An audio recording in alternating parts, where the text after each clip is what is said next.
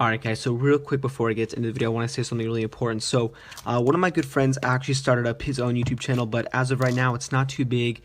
And guys, I'm going to be doing a deck giveaway where I give away these two brand new unopened decks, and I'll put a signed card in there as well so you guys can have like a signature and all that. But what I want to do is, it's easy enough for you guys. All you have to do is click the link, go over to his channel and click subscribe, and then comment done back on this channel.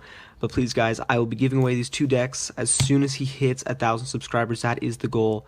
It would mean so much to me and so much to him as well, guys. So make sure, boost up subscribers and all that, and let's see how this goes. So here are the decks, and make sure to click on the subscription. It'll be here and in the description box below. So anyways guys, let's get into 1,000, and here is the video. Alright, so to be honest with you guys, this trick, it only took me like 6 or 7 minutes to figure it out. The second part took me a little bit, but then I think I got it. So go ahead and click on the link on the screen so this way you guys know what I'm talking about. So basically he starts off the trick. It's kind of like a here then there card trick by David Blaine, like a really simple one. So essentially you have two duplicate cards on top of the deck, and then just any random card below it. So what he does is he has these cards cut in the middle. He has a pinky break. He tells somebody to say stop, so they say stop whenever they want, and wherever they say stop he picks it up from the break just like that, moves it to the top, and then what he has to do is a triple lift because he has this random card below the other duplicate. So he does a triple lift.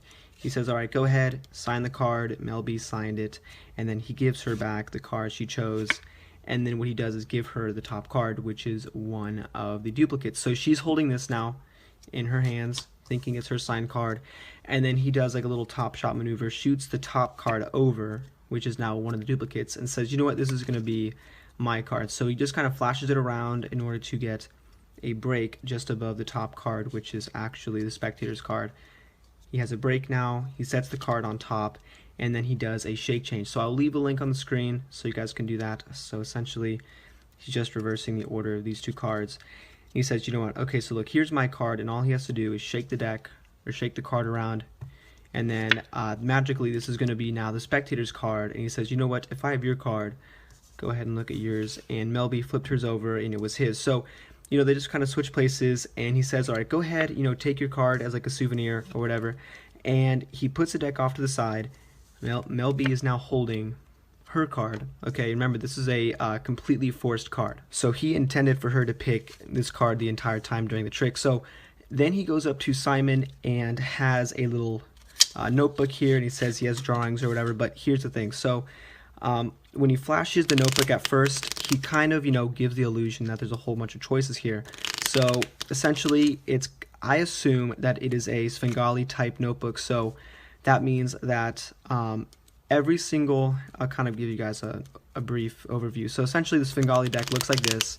It looks like there's a whole bunch of cards in the deck, but then if you reverse it the other way, you guys can see it's all the two of spades. So the way he did this was the soccer ball page, when he told Simon to just pick up the deck wherever, it's a forced page. So essentially he goes, you know what, look, I should have been doing schoolwork, but I've just been doodling. So he shows him like that and says, you know what, go ahead and just pick up whatever page you want. So anywhere Simon would pick up, it is going to be that two of spades or that soccer ball. Anywhere he cuts, it's going to be the soccer ball, as you guys can see. So it's basically, like I said, a forced deck. So what it looks like is every other page in that notebook would have been the soccer ball, but what happens is in this Svengali deck, as you guys can see, the tops of them are actually cut off. So if you look at the borders of the cards, it makes it easier to see.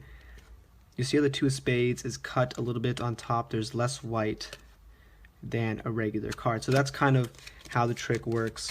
And every other card would have been that soccer ball. So anywhere, like I said. So and he also intended for that card to have the soccer ball inside of it. So it was a forced card all the way from the beginning. Mel B's cards here has a soccer ball inside. Anywhere that Simon Cowell would have picked up the deck from, it would have been that soccer ball. So that is how he did the trick, guys. I hope you guys like it. If you want to see more videos like this, don't forget to subscribe. And as always, guys, thanks for watching.